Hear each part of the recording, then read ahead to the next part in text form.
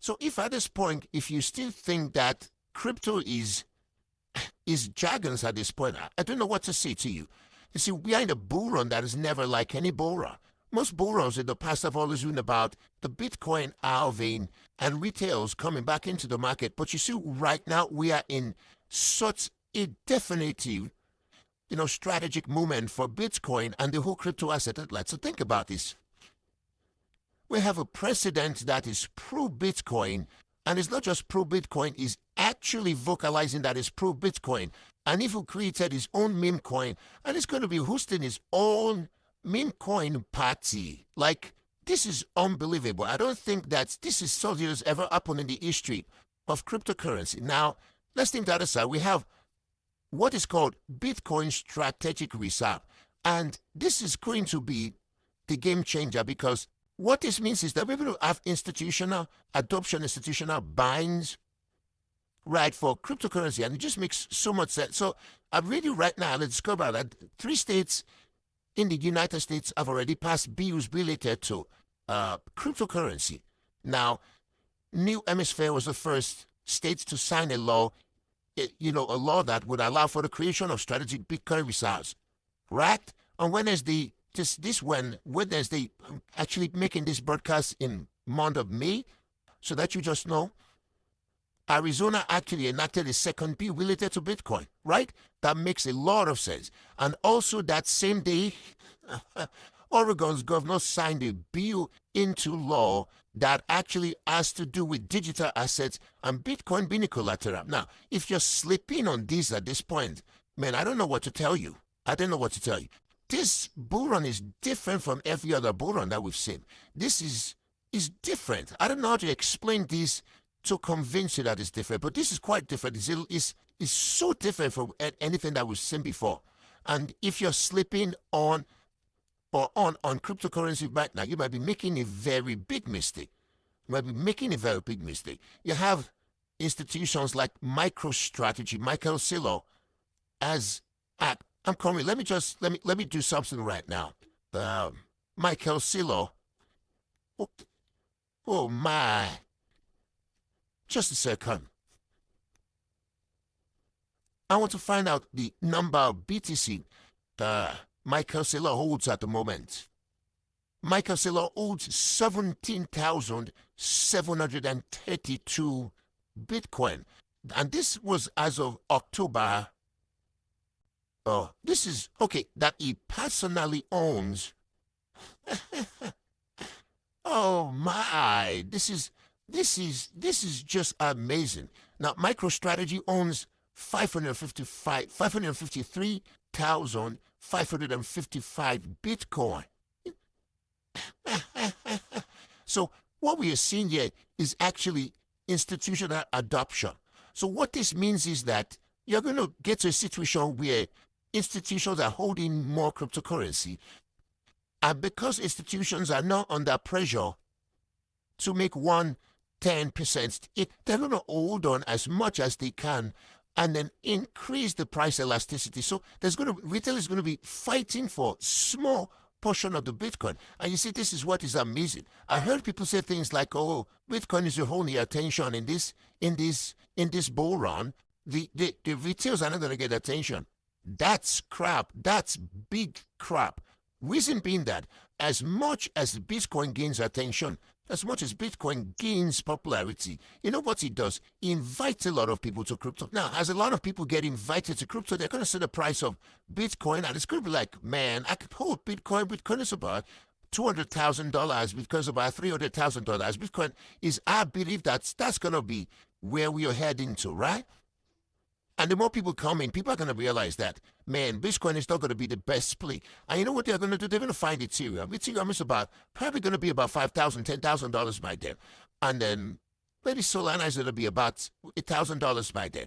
And they're going to be like, okay, let's get into Solana. They'll buy Solana, buy Ethereum, buy retail. They're going to buy altcoins that are affordable. And they're going to get on the news of how somebody, a young boy at 17 years, makes about, $100,000 in a month, trading meme coins, and they're going to ape into altcoins. I'm telling you, this is big deal. This is big deal.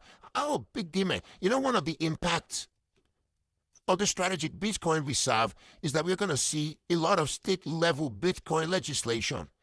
As these states, 3 states already have started, talking about Bitcoin reserves, bills related to laws related to Bitcoin and digital assets. We're going to see a lot of state-level legislation. We're going to see new states come up and say, oh, this is it, Texas, New York. We're going to see differences come up and say, this is it. And then it's going to re-put around the United States and outside the United States. Because you see, the United States happens to be like the world representation of what digital technological advancement is supposed to look like, right? So if Trump is saying, man, I'm not going to go back on my stand for cryptocurrency, we're going to see states, we're going to see China, we're going to see Russia, we're going to see North Korea. Some of these seemingly restricted regions are going to come out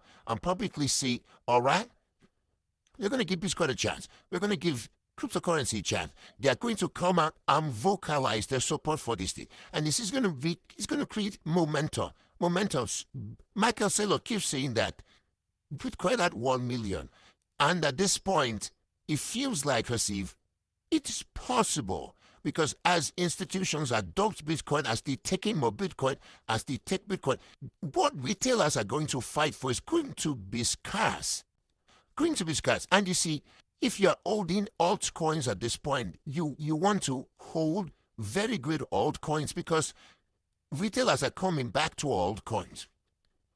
Bitcoin is going to go to the price where institutions are going to be the one fighting for Bitcoin. Countries are going to fight for Bitcoin. Bitcoin is just 21 million supply, right? And out of the 21 million, you still have quite some millions that are not yet in circulation.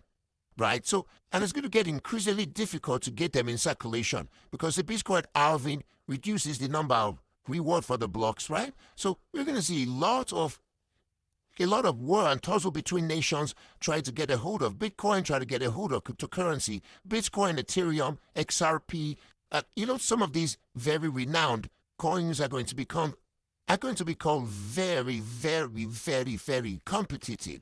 And you're going to have them fight. Institutions and countries actually fight for it. And because retailers are not going to be able to afford the fight for that, they're going to cascade back into retail coins, right? I feel like this is just like a way of me getting you to that. Be at the forefront of your give and see. I've got to do this now. This is not financial advice. This is not professional advice. You're not supposed to put in something that you cannot lose into cryptocurrency. I mean, you don't have to put in something that is going to run you crazy, right? If it's going to make you profited, right? You don't need to put something that will destroy you in it, right? You put in some money, you make wrong investment decision, and then you back to zero. No, you should not do that. Smart people would not do that. You take a percentage of your portfolio and then you put it into cryptocurrency and then watch it grow. Make informed decision. It's time for you to research. Do some research. Watch a lot of videos. Listen to the news. We're going to see a lot of fake news come out. A lot of people are trying to fault people away. A lot of FOMO fear of missing out. But the point is that you should do your research. Get into crypto right now. My name is SilverCoin. I'm your anonymous crypto enthusiast. I'm your anonymous crypto energy guy, right? And I just want you to make some money. I just want you to make a lot of fortune for yourself right now. Like we are doing, man. Make it so much for yourself right now. And then I don't think that this is time for you to slip on it. Catch up on my next video. I'm here for you. This is SilverCoin, and I'm your known Satoshi.